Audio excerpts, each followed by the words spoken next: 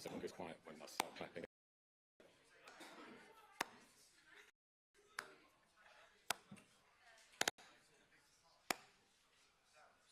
Okay, check 1 2 1 2. This is a sync test,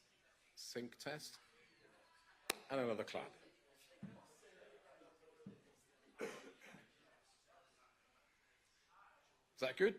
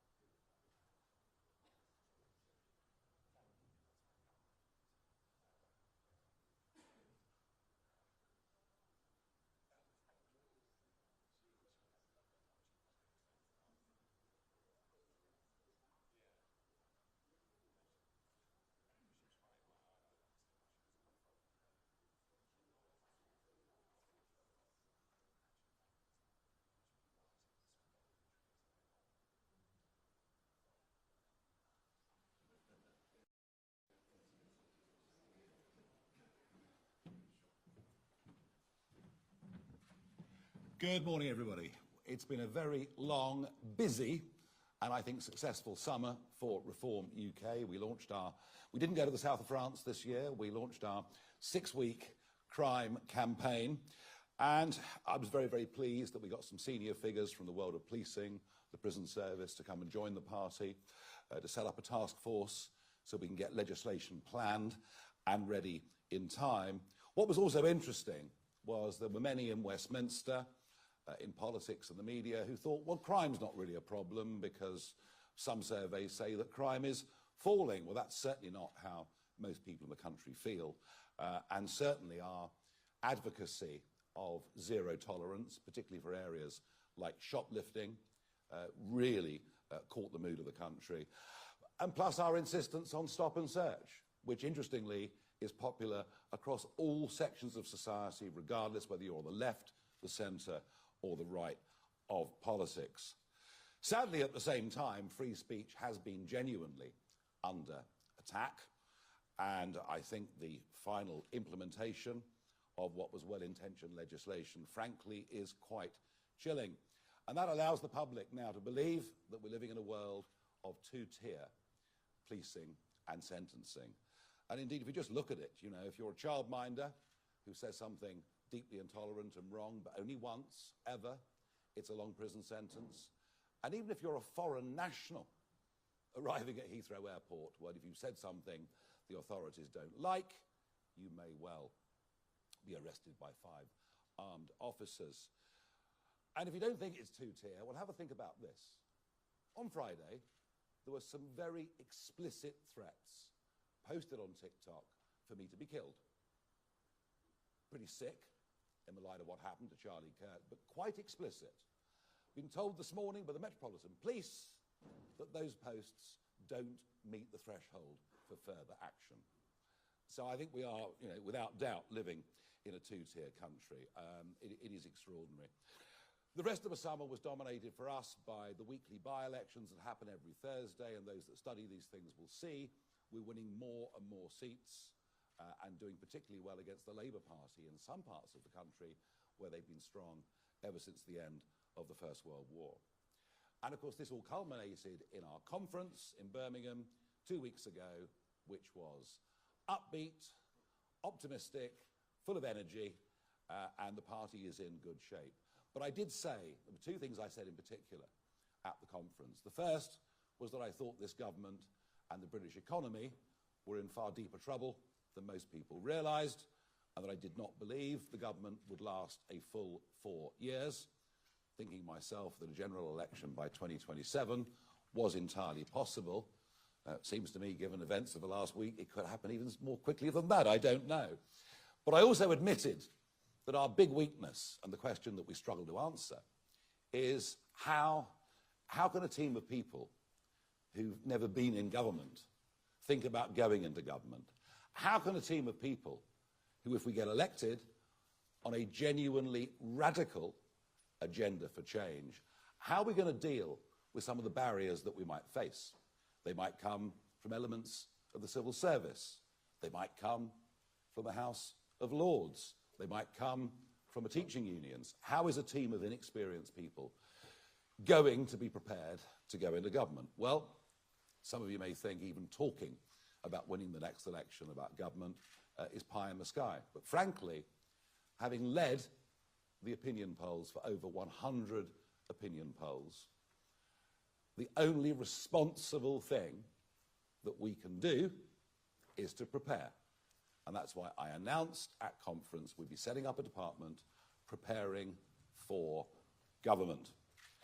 And that is the responsible thing that we're going to do. And that process starts today when we take on somebody who will head up that department, find talent, find people with experience in the civil service, in government, and help us get ready for what will be a monumental task. Radical change in a country like this is not easy, but it's necessary, because if it's not done, many of us believe this country will be well and truly sunk.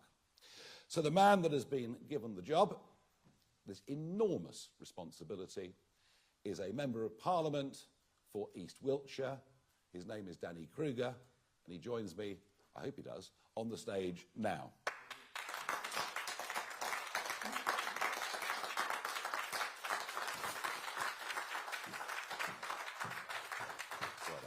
Good man. Thank you very much.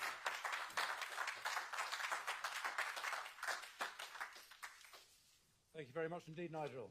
Good to see you all. I have been variously a member, an activist, an employee of the Conservative Party for over 20 years. And I have many friends in the party, many good and decent people, which is why it is so personally painful for me to be doing what I'm doing today.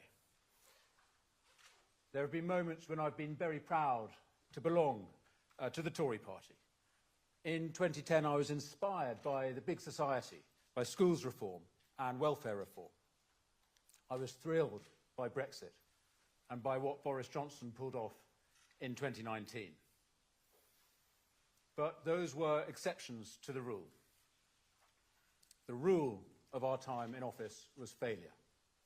Bigger government, social decline, low wages, high taxes, and less of what ordinary people actually wanted. And now our country is entering the most profound set of crises in my lifetime, under a government even worse, far worse, than the one it replaced. Crisis in the economy, crisis at the border, crisis in our streets, crisis in our military, crisis for young people.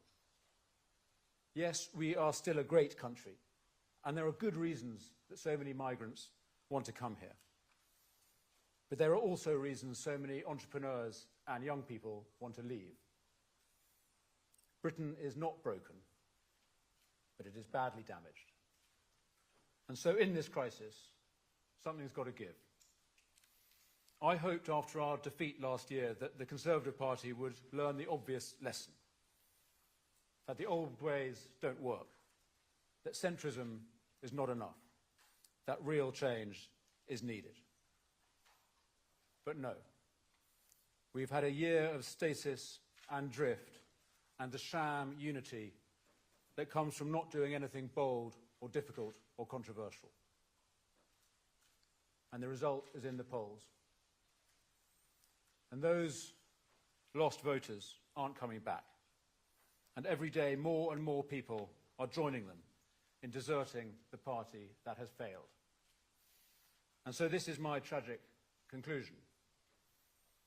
The Conservative Party is over. Over as a national party.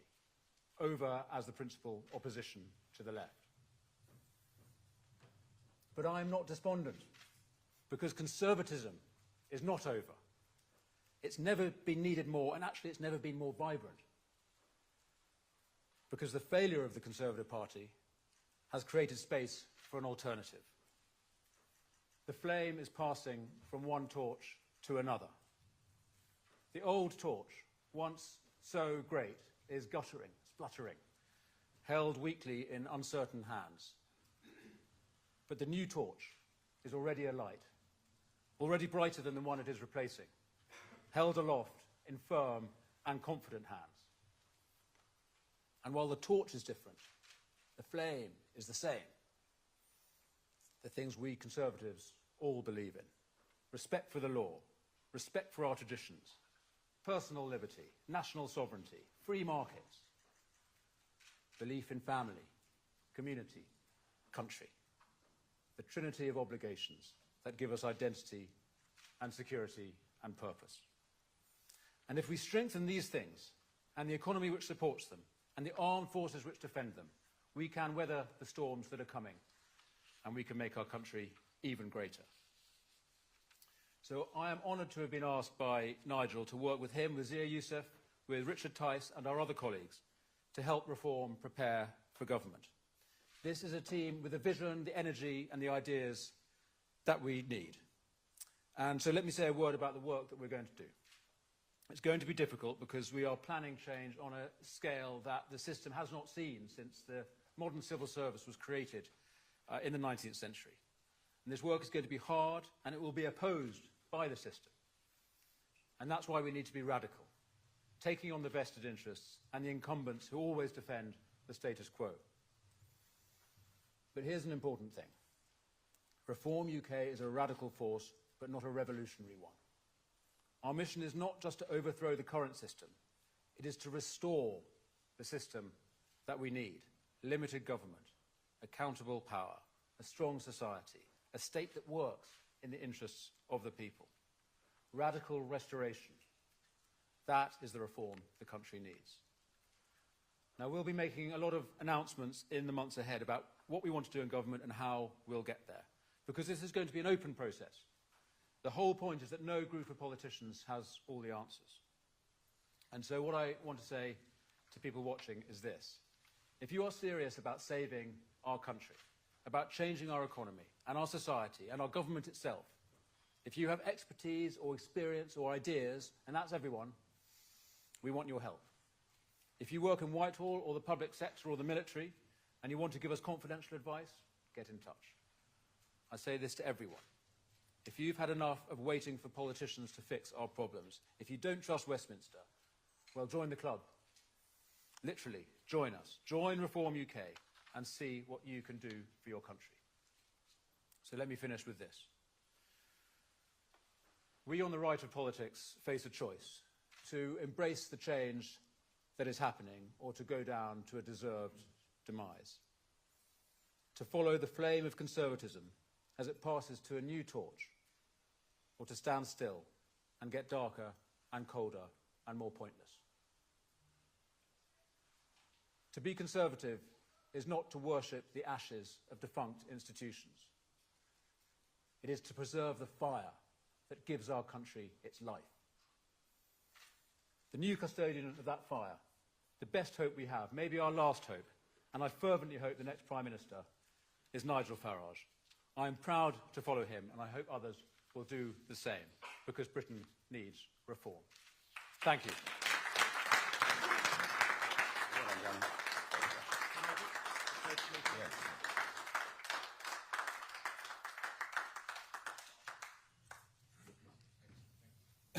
Okay, thank you very much indeed, Danny. We have a list of questions, as is our tradition, and we're going to begin with Chris Mason from the BBC.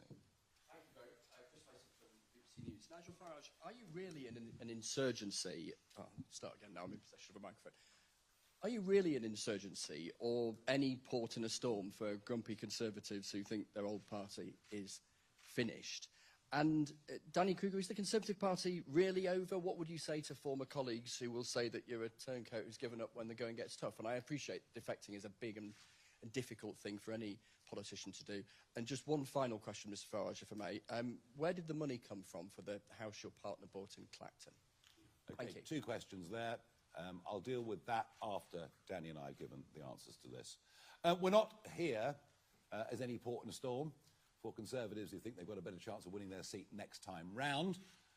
There are two things. There are two criteria. Number one is, what do these individuals stand for? But more importantly, what are they going to give? What is the benefit to us of them joining? And they're the only ones I have any interest in.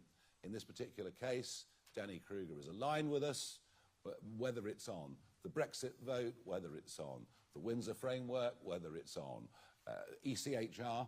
You know, politically, we're very, very aligned indeed. And he's just taken on a mammoth piece of work, and he's better qualified to do it than any of the rest of us that are in the senior levels of leadership in this party at the moment. Thank you. Also, Chris, this is a big risk for me. And in fact, my seat is not particularly a Reform target, although Reform are doing well, even in East Wiltshire at the moment. So I don't accept that I'm simply jumping ship to save my skin. In fact, I'm taking a very significant personal risk here. The fact is that I feel nothing changes when the governments change at the moment, and I think that's where the country are too. And what I hoped after the last election is that my party, the Conservatives, would recognise how profound the challenge that they faced is. They haven't done so, and my view now is that the best hope for conservatism and for the country is Nigel's Reform Party. But yes, it is going to be a major challenge, and Nigel's asked me to do a very, very difficult job, so I don't think I'm scuttling off an easy life with this move. No, that's certainly true. Chris, in answer to your question, my partner is a private individual. She purchased a house in the constituency. I was pleased that she did. I didn't particularly want my name down living in the constituency for obvious security reasons.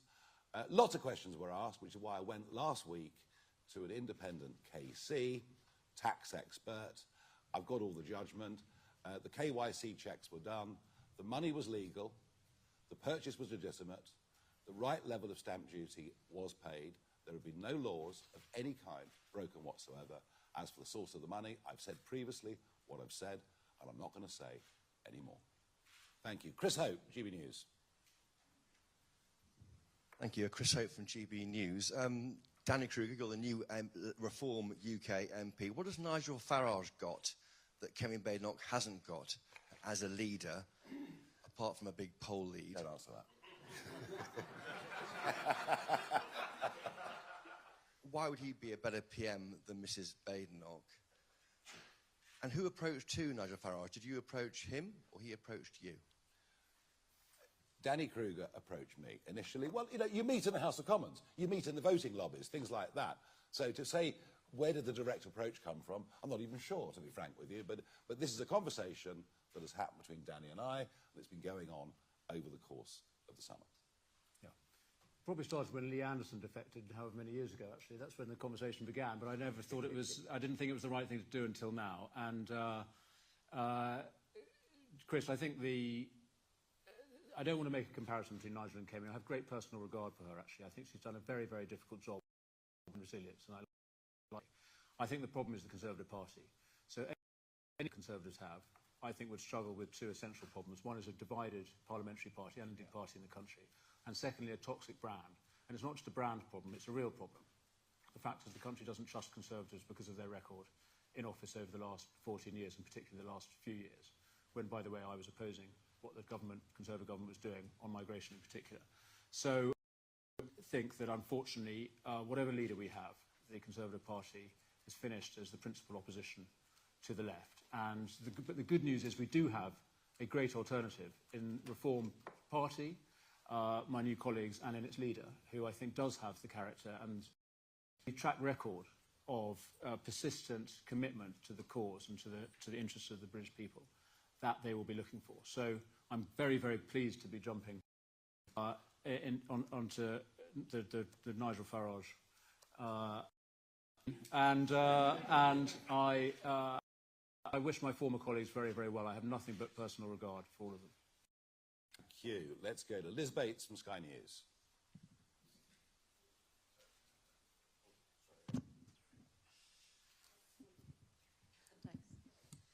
Thanks.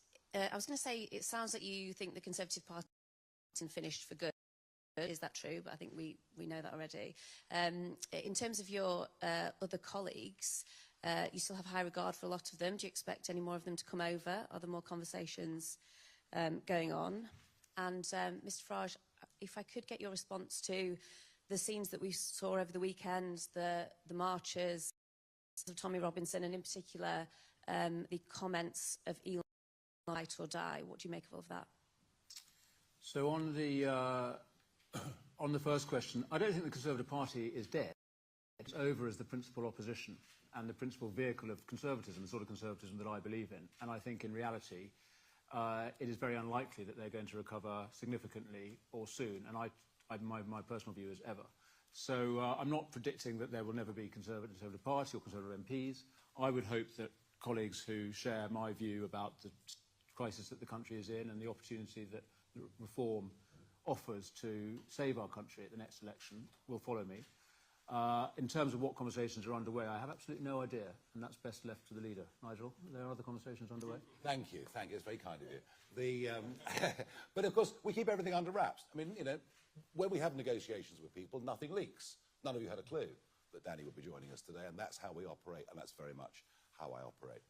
A quick thought on the Conservative Party. Whether it is the parrot in the Monty Python sketch, I don't know. What I do know is this Conservative Party has zero chance of winning the next general election. Literally zero chance, but Reform genuinely does, and we've led, as I said earlier, for over 100 opinion polls.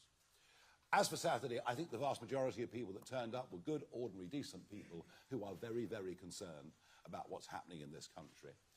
I've noticed that the wave of flags that started about 3 weeks ago, going up around the country, far from subsiding, from what I could see this weekend, it's accelerating massively.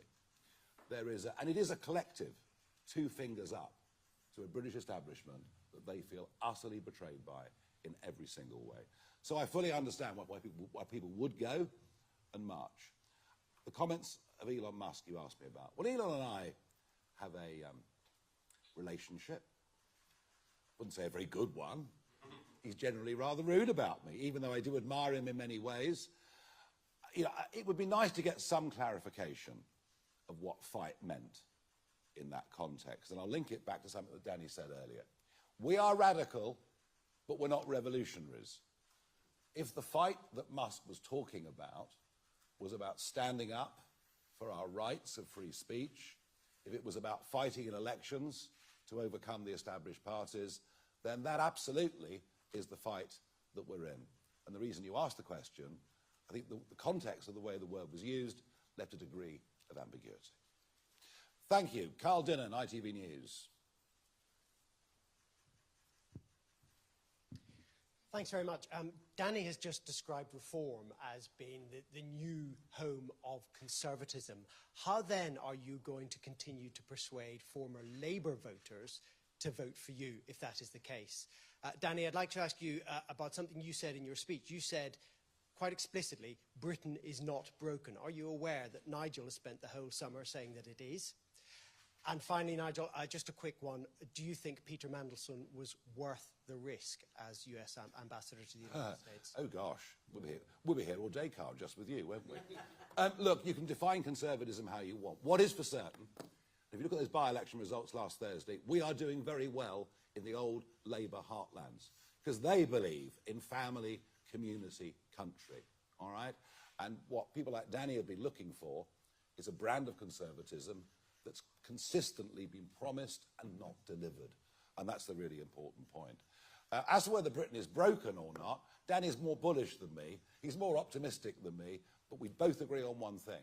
The state the country's in needs radical change. Tinkering at the edges will not make any difference. And as for Mandy, well, you know, clever bloke, good at what he does. I confronted him face to face when he was European Commissioner. There was no doubt the man was a master of a brief. But a totally catastrophic appointment from day one. A huge political error from Keir Starmer, from Morgan McSweeney, and it looks like one or both of them will fall as a result of that judgment. We will find out more over the course of the coming days, but a catastrophic political error. Francis Reed, Channel 4 News. Thank you very much. Mr. Kruger, you've previously called reform a destructive force, so I'm wondering what's changed. And secondly, forgive me, you're another Eton boy, Oxbridge graduate. Can you explain to working class voters how you can understand their lives and why it's any different from the Tories? Mr. Farage, you've distanced yourself from Tommy Robinson, but Elon Musk is amplifying him. Will you outright condemn their actions today? And also, what legal means do you think Elon Musk could possibly have in mind in saying that a democratically elected government should be overthrown? So, reform is a destructive force. It's destructive of the established parties, and I mean that's a very good pillar. I like that. I mean, you like it. I have regretted it, and I do, on a personal level, genuinely regret it, because there are some brilliant candidates in my constituency who lost their seats at the council elections to reform at the council elections earlier this year. And you know, the fact is, the landscape is changing dramatically. The brutal reality of a first-past-the-post system, though, is that there's only really space for one major party on the right of politics if we are serious about trying to win power on the right, as we should be. And therefore, as I said, I think the flame has passed to a different torch. So what I don't believe, though, is reform is destructive of our country. In fact, quite the reverse. As we've heard, we want to restore the foundations of our country, address the parts of our communities that genuinely are broken, restore families, communities, and our country itself. So it's a creative as well as a destructive force, and I'm very proud to be working with it. On your cheap shot about my education, fair enough. None of us can claim to have personal experience of every experience that people in the country have. I recognise that. Nevertheless, I would say, partly as a constituency MP, but actually more in the work that I've done outside politics. For 10 years, I ran a charity which I still chair, working in prisons and with ex-prisoners. I work with many families at risk. I'm very, very familiar on a personal level with the challenges that so many people in our country face who have lives very different from mine. And I would hope, and the experience shows, in fact, as happened in 2019, when I was so proud with Boris Johnson's achievement to win genuinely a national vote from people from all different sections of society. The good news is the British people do not have quite the same hang-ups as others about where somebody went to school. Yeah, we're not bothered about. There's no class prejudice in reform. There's no racial prejudice in reform. We don't really care what your sexual preference is or anything else. We couldn't care less about any of it. We're not going to segment people up. But if you're here, you're British, you support the values of this country, you obey the law, you pay your taxes, you're very welcome in our party. And I think one of the things that really shocked people was, without trying to do it, was how diverse our conference was. You know, a real cross-section of society. As far as Mr. Musk's concerned, look, you know, he's been chucking abuse at me now for 6 months, and you want me to return the favour, don't you? Because it's a great headline. I'm just not going to do that. I'm not going to abuse Musk or Tommy Robinson or anything. We're going to get on with building what we're trying to build. Thank you very much indeed. Noah Hoffman from The Sun.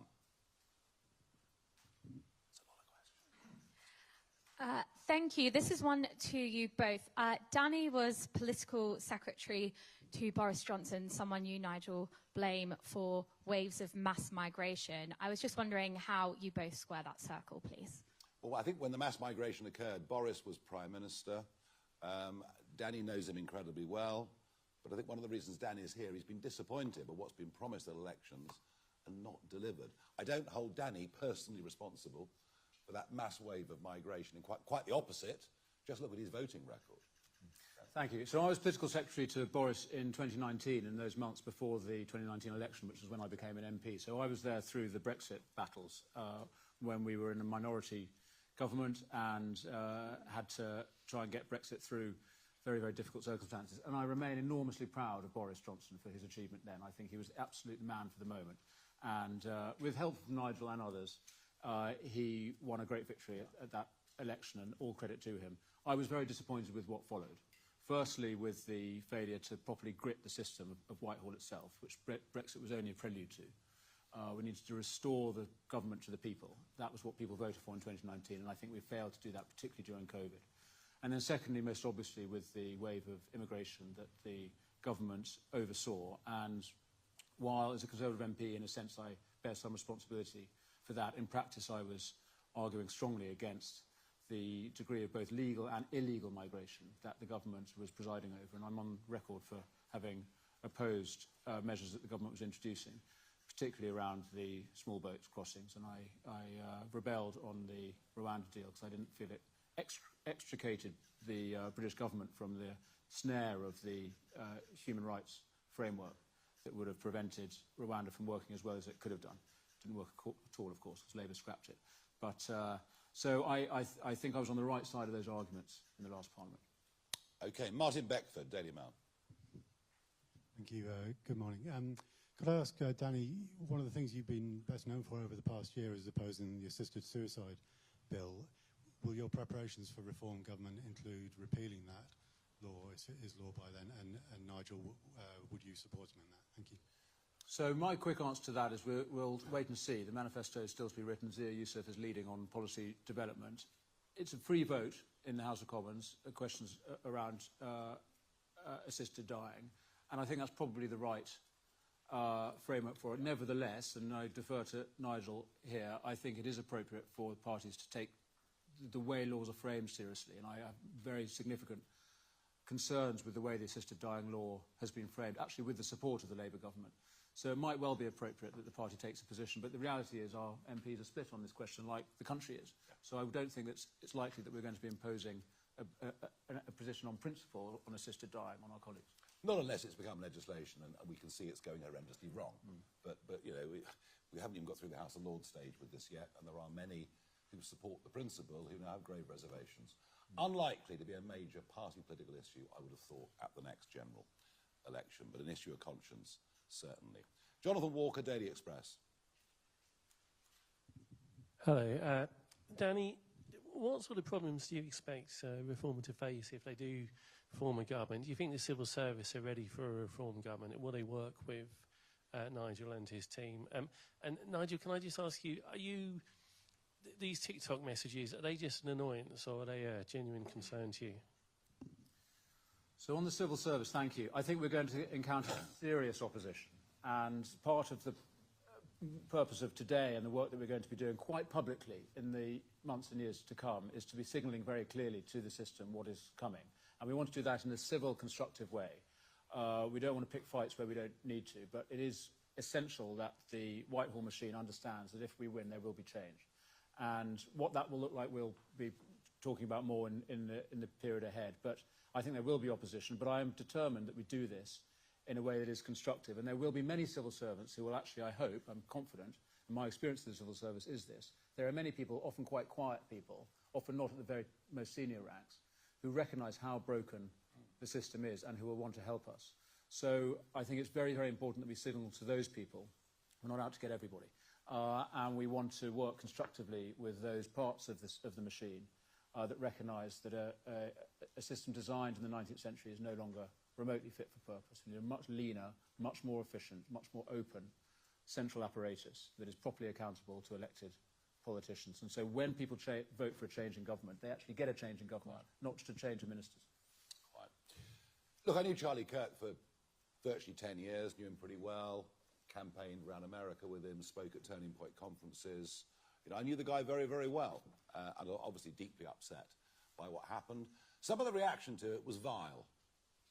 Vile. But if you believe in free speech, you have to allow people to say distasteful things. But equally, if you believe in free speech, you believe there are limits to free speech. An incitement to kill, I would have thought, I know, is way beyond what even a free speech champion such as myself thinks is acceptable. And yes, these were aimed at me personally. I mean, look, it's not a very pleasant experience, let's put it like that.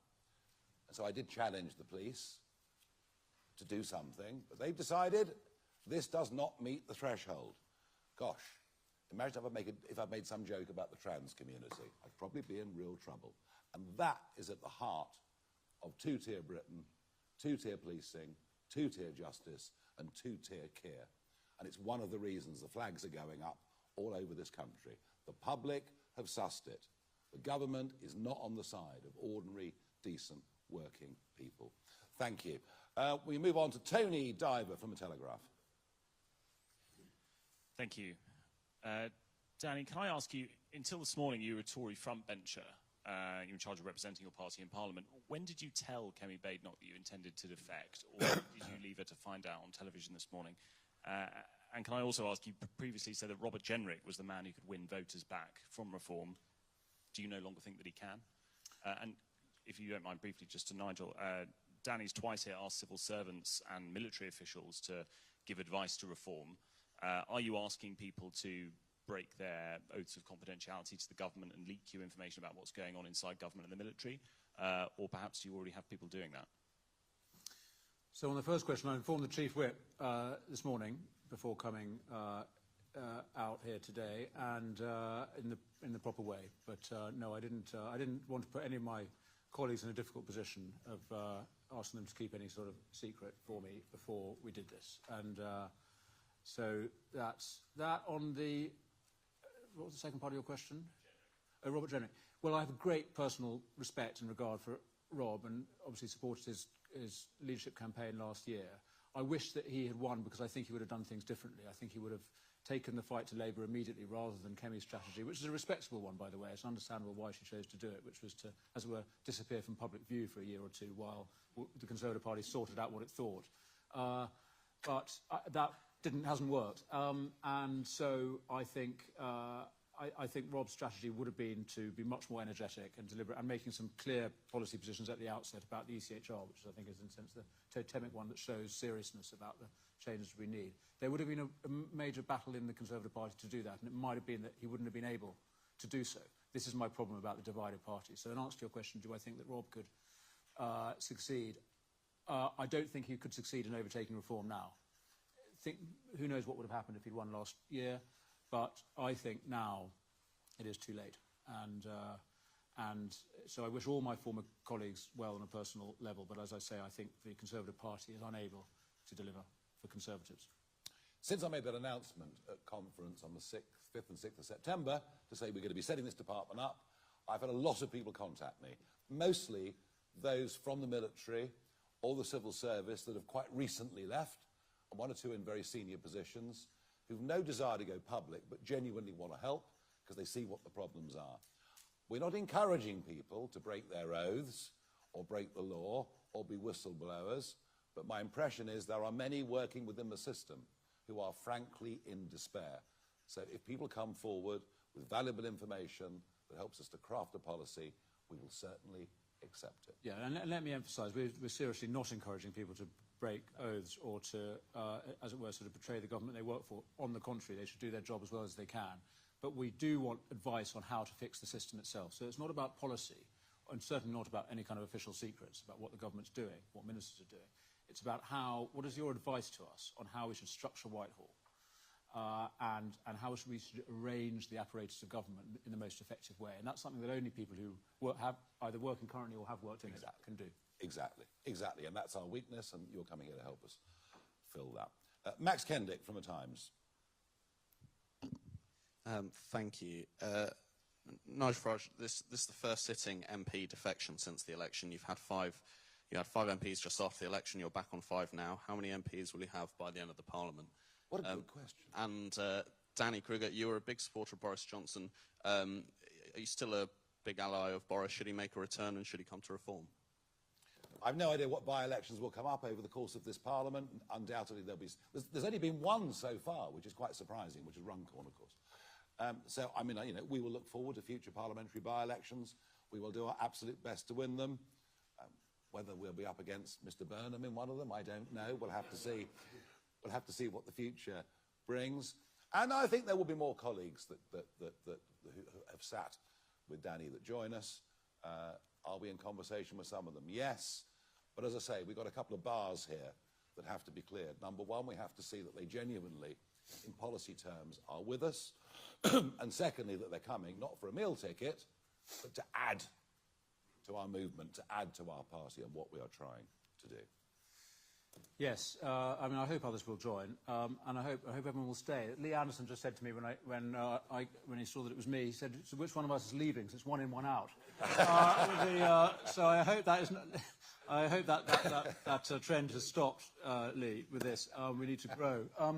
So on Boris, I mean, I genuinely have great personal regard and respect for what he achieved as the cheerleader for Brexit in 2016, and as I think the only man who actually had the courage and the style and the conviction to kick the door down, as he did in 2019, to get the deal and get Parliament to back an election and then to go on to win such an astounding victory in 2019. So I will always revere Boris for his achievement in that period. I'm afraid to say I think subsequently as Prime Minister he failed, and he's part of the failure of the Conservative record in the last Parliament. And I think he has many decent excuses, COVID being the most obvious one, but fundamentally you have to be accountable for your record in this business. And so my view is that he's probably not one of the people on Nigel's invitation list for reform. Yeah. A drink, perhaps, but not to join reform. James Hill, Spectator. Thank you very much. Danny, you were integral to Robert Jenrick's leadership campaign last summer. Just off the back of Tony's question, can you categorically rule out ever rejoining the Conservative Party if Robert Jenrick does become leader in the future? Oh, I mean, blimey, I've just made one move. Don't ask me to anticipate the next one. I mean, my strong prediction is that the Conservative Party is going to continue to shrink in public opinion and in parliamentary size. And I want to be part of the party that can actually achieve change for this country. So, I mean, my absolute commitment now is to Nigel and to reform. I'm not going to speculate on what might happen in the Conservative Party. It's no longer my business. And, and I can't imagine what might happen down the line. The Conservative Party, James, is nowhere near its electoral floor. There are still people out there who don't really engage in politics much, who have companies and jobs and families and kids and mortgages, and they think, well, you know, I'll tell the pollster I'm voting Conservative because I don't like what Labour's doing. But when they realise that actually it's only reform that can beat Labour, then you'll see whatever they're polling at now, is it 16, 17 or something like that, that will go lower. And the other point I think is this, that the stakes next May are very, very high, with the Welsh, Scottish, Greater London, thousands of council seats. My prediction is that after next May, the Conservative Party will cease to be a national party, because they're going to get obliterated in Scotland and best part obliterated in Wales. Moving on to Chris McKeon, PA. Thanks. Mr. Kruger, you said that the public no longer trust the Conservatives after 14 years of failure, but we've seen a succession of former Conservative ministers join Reform UK, so why should they trust Reform UK? And Mr. Farage, you described some of the majority of the people marching on Saturday as good and decent people, but we've also heard from ethnic minority Britons who were afraid to go out in central London on Saturday. Does that concern you at all? On the question of trust in reform, I mean, I think it's a very legitimate challenge to Nigel and his colleagues about why people should trust them, and their job is to demonstrate that they can be trusted. On a personal level, you know, they've never been in government before, so they haven't got a track record to defend. Nigel himself has a tremendous track record of consistent commitment to the causes that he has stood for. He doesn't get shaken. And I think people can trust him as a person because they know who he is and they know what he stands for. And despite everything that gets thrown at him, and sometimes he hasn't been doing so well in the polls, he still remains the same. And I think that is what the public fundamentally look to. And what myself and former colleagues have done in joining him is they're coming to join the Reform Party. And what we are doing today is announcing a process of getting serious as a government in waiting. We're not being arrogant, certainly not hubristic about the expectation of winning. We're ahead in the polls. Doesn't mean that's going to stay that way. We're not predicting victory, but we are anticipating victory, and we are doing the responsible thing, as Nigel said earlier, of ensuring that if we are fortunate enough to win the support of the public, we will be ready with a plan. And I think that is going to be the crucial thing that convinces the public that when they change ministers, they're actually going to get a change of government. So it won't be a series of sound bites in a manifesto. It'll be a properly worked out plan with a serious legislative programme and a programme of change in the system itself. And I hope that that will convince serious-minded voters, including just in the mainstream, in the centre of politics, who want to get shot of this failing Labour government, that you can rely on reform. I didn't come out of semi-retirement last year for fun. I didn't come out of semi-retirement for a career. I came out of it because I genuinely believe that unless we get radical change, that we are headed for a very, very bleak future. And I think the sheer number of 30-somethings that are now leaving this country because they want to get on, they want to build a business, they want to make money, and they're fleeing, is just one little illustration of how much trouble we're in. So we're doing this not because we want to be hold high offices of state. We're doing this because we believe we're the only people that can bring the change that is needed.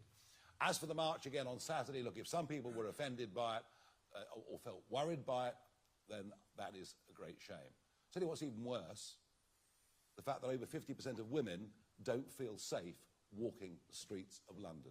Can you believe that in our capital city? Can you believe it? And by the way, that's not just at night time. It includes during daytime too. Righty-ho, Eleanor Wheatley from Guido Fawkes. We're rattling through here. Nigel, what is your view on the Royal College of Defence Studies banning Israeli military personnel? The Royal College of Defence Studies banning Israeli military personnel? Well, I don't think we should be doing that. And I think, you know, we've always been a great ally of Israel. It doesn't mean we support every single thing they do, far from it.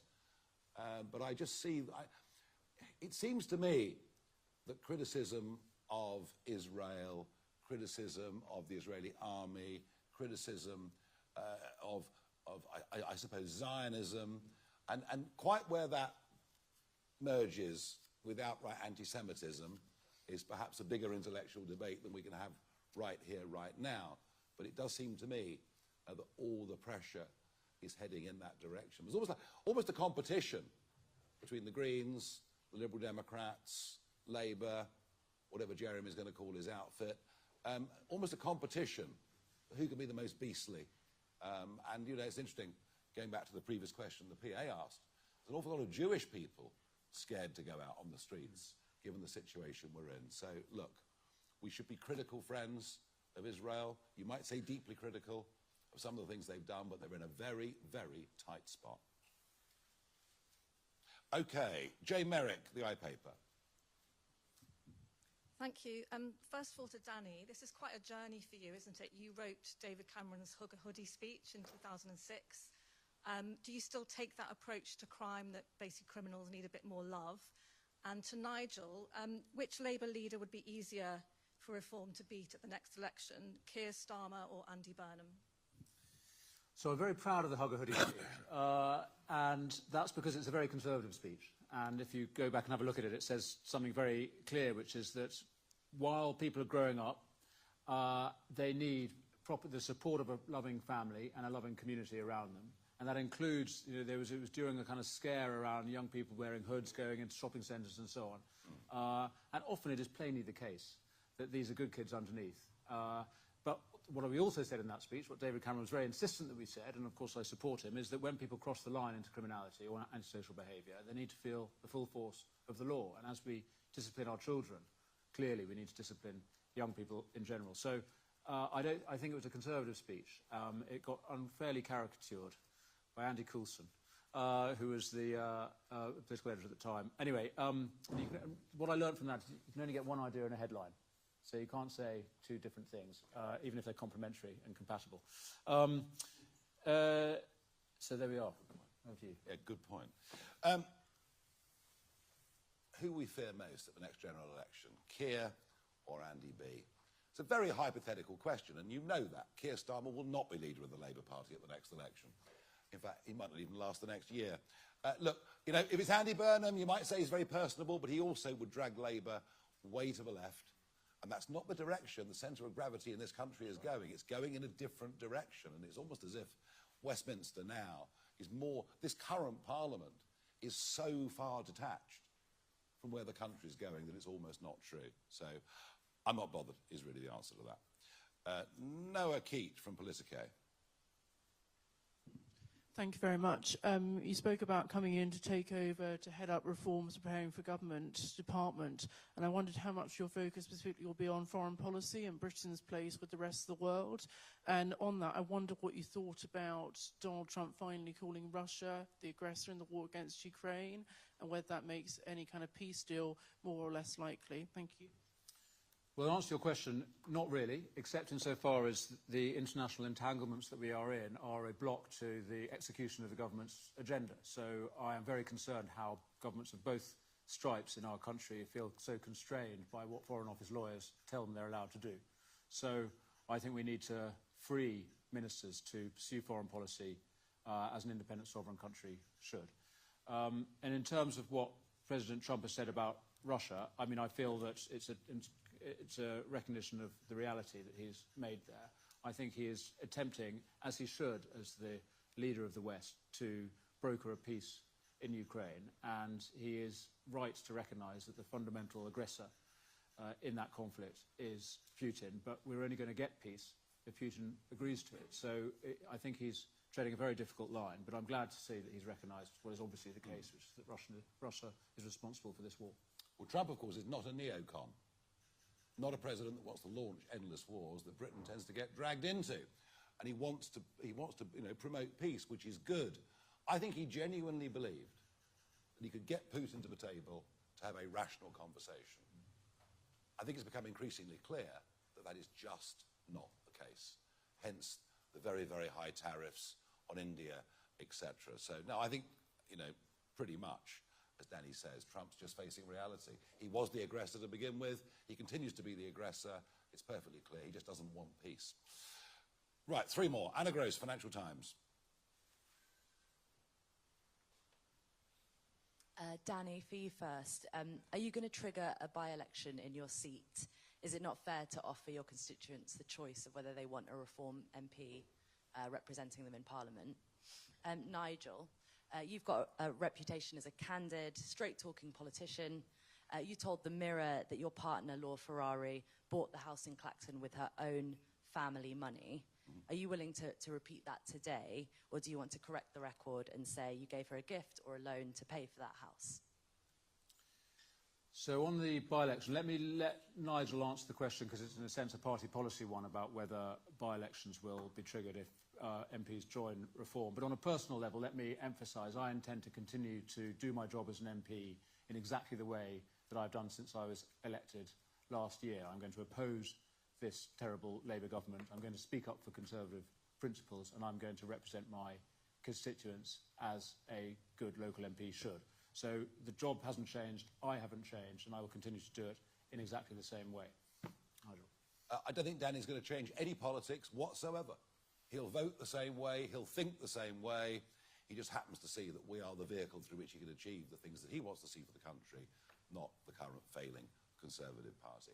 I think, I mean, to be honest with you, if he'd joined from the Labour Party, if he'd been elected on a Labour manifesto and come, then I think perhaps in that situation the voters in the constituency would say, well, hang on, surely we've got the right to have a say on this. Generally, the public don't like by-elections. Generally, the public don't like being asked to vote if they think it's unnecessary. And just as we've had defections in Wales, we've had defections in Scotland, and here, no, there's no need for by-elections. Other parties don't do them either. Be slightly careful what you say. There's no loan being made of any kind, because that really would raise very serious questions. I've answered the question earlier on to Chris Mason. You know, I spent the money to get an independent King's Counsel tax advisor last week to say everything that has been done is legal, but I'm not going to say any more. And I would advise people not to say in print or anywhere else that I've done something to break the law when it comes to stamp duty. I would advise that quite strongly. Penultimate question, Archie Mitchell, Independent. Hello. Mr. Kruger, in the past you've said that marriages between men and women are the only possible basis for a safe and successful society. Is that something you stand by, Nigel? Is that something that you welcome in Reform? I think one thing for certain is children who have two stable parents have a better chance in life, and the most stable relation, well, maybe not my example, but the most stable relationships, the ones that last the longest, tend to be between men and women. I'm not absolutist about this in any way at all. I do just happen to think there's an awful lot of kids in the country not getting the kind of start at home or at school that they deserve. Last question, Aletha Adu from The Guardian. Mr. Kruger, last month I asked Mr. Farage about the costs of his mass deportation plans, because what he was floating as something that could amount to around £10 billion, near identical plans had also been floated as costing us about £47.5 billion. Do you take back your remarks that Reform will spend money like drunken sailors? And now that you're in this position, do you think that you'll be able to stop Reform and your colleagues from making jokes and simply saying, you know, we can get these plans done because Zaya Youssef is good at maths? And Mr. Farage, what is your direct message to police officers, 26 of those who were left injured at this weekend's rallies? You are levelling some heavy accusations at them, those who are trying to do their jobs, that they are conducting two-tier policing, but how is this helpful to them? Yeah, I mean, 26 police officers being injured is horrendous. And people will say it's not as bad as Notting Hill, it's not as bad as other demonstrations, but it is horrible, it is bad. I feared something like that would happen. There is no defence of the use of violence that some people used on Saturday, but I do repeat, not defending any of it, but I do repeat, the vast majority of those who caught the train to London for the day were good, ordinary, decent people. Just on the point about Reform spending plans, firstly, I do have great confidence in Zia Youssef's ability to put together a comprehensive and workable plan, and part of what we intend to do over the coming months is to involve the public and experts as much as possible in the development both of policy and of implementation. So I have absolute confidence that we currently have and will have fully costed, highly workable plans. On the point about spending, my objection to Reform's position a few months ago was on their welfare policy, when, as Shadow Welfare Minister for the Conservatives, I was encouraging restrictions in DWP spending. What I'm glad to say is that at Reform's party conference a couple of weeks ago, Nigel, from the main stage, committed the party to welfare reform.